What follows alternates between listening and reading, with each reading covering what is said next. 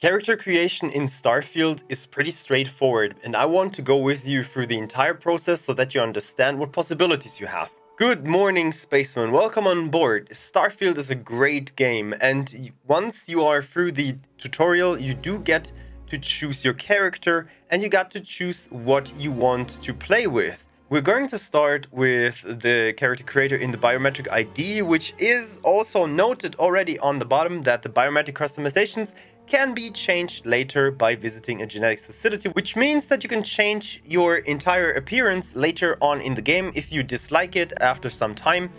And there is something to note about Starfield because you can actually play in third person, which is kind of nice then because you will see your character, and that's really nice to have. The biometric ID is like a predetermined way how you look like.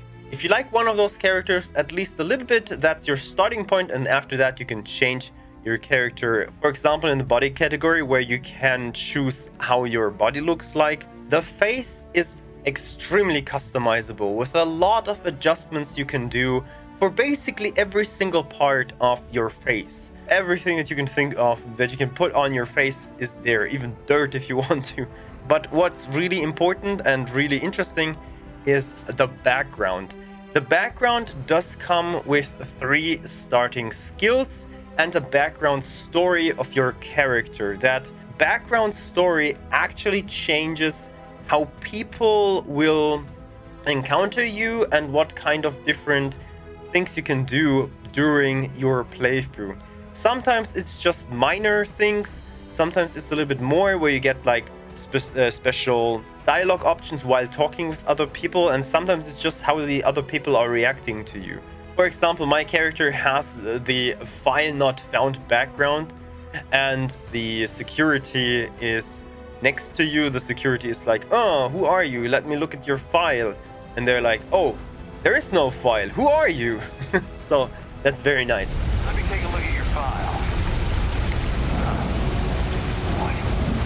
Not found. Who the hell are you? As a gangster, for example, or as a professor, you do get different options to choose from in specific dialogues. The 3 starting skills that you get are basically just a small jump start to how you want to play your character. When you reach level 4, you gain all those skills that you would have had with a different character already for your character. There is no level limit, there is no limit to skills. You can get all those skins during the entire game. And you reach level 4 pretty fast, and then you have already 3 new skills that you can get. So you are already doubling your skills. So if you see something that's really interesting to you, don't lock yourself into one of those backgrounds just because you want to have those skills. Choose the background without the skills in mind, because you can then afterwards, while playing in a short amount of time, choose the skills that you would like anyway, but you do keep the background. You can change the skills, you do not change your background. Exactly the same with the next part, traits, which is extremely nice because traits are something that gives you a benefit, but also a disadvantage.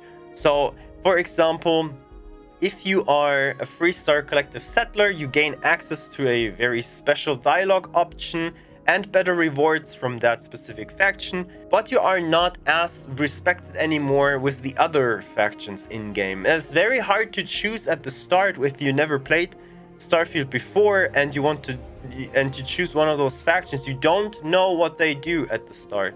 So I would either you already know a little bit about those factions and you said, "Oh, well, I saw this already and I really want to emphasize with those guys more," or you go for some other traits which are just more general. Like, for example, the hero worshipped will give you a very nice option. If you played, for example, Oblivion, you will know that character. It even has got the same name. It even is the same voice actor, that the guy that will follow you and is your worshipper. Then there is like the empath, for example, which I'm playing, which is extremely cool. That when you have colleagues with you around, buddies, companions actually called, and you do something that they like, you do get a buff So because they like your actions and you can do something a little bit better. And if you do something that they dislike, you do get a debuff, which will then hurt your game a little bit. So I got, for example, a debuff because I did something which my companion didn't like, and now I am worse in some specific dialogue options. If you already know if you're going to play with companions, I mean, companions function basically like they did in Fallout. If you like that, if you played already Fallout and you know you're running around with companions, or if you know that you're not running around with companions, then introvert or extrovert is definitely an option that you should choose if you're already knowledgeable about that part. If I would have known that at the start, I would have chosen introvert because the companions are kind of in your way, at least at the moment. I hope that patches will change that so that extrovert will actually make more sense, but at the moment it's really not that. If you really want to play, like, if you want to have a challenge, I advise you to take Wanted at the end of the list, which will have a bounty on your head, and you will have a harder time going to some places where you want to go. You will have to find new ways to enter specific regions, because sometimes like the security will not let you in, sometimes there are security cameras and so on. So either you're fighting your way through and you're fighting the entire settlement, or you're just trying to sneak your way in. Very, very interesting. Another trait really nice is the kid stuff, which is kind of funny because that adds parents to your game. So you have loving parents that will always have an open door for you whenever you want to come back home. You will have like your own bedroom there in your parents' apartment. You will have some memories and so on, and also some parents that will definitely act like some parents act and just talk over each other and not listening to each other. That's really a nice trait. What? Well, I'll be. Honey, we got ourselves a visitor. I'll get the coffee brewing. Oh my God! Oh, you about gave me a heart attack.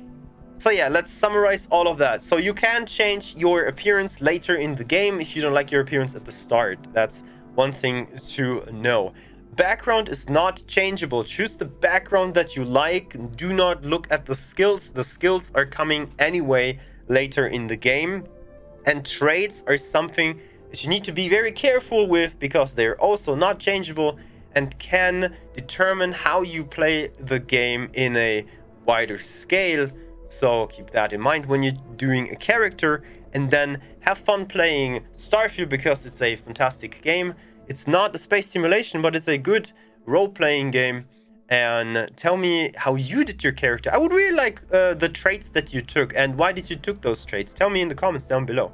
And we'll see us again in Starfield or on this channel. Have a good time. Bye bye.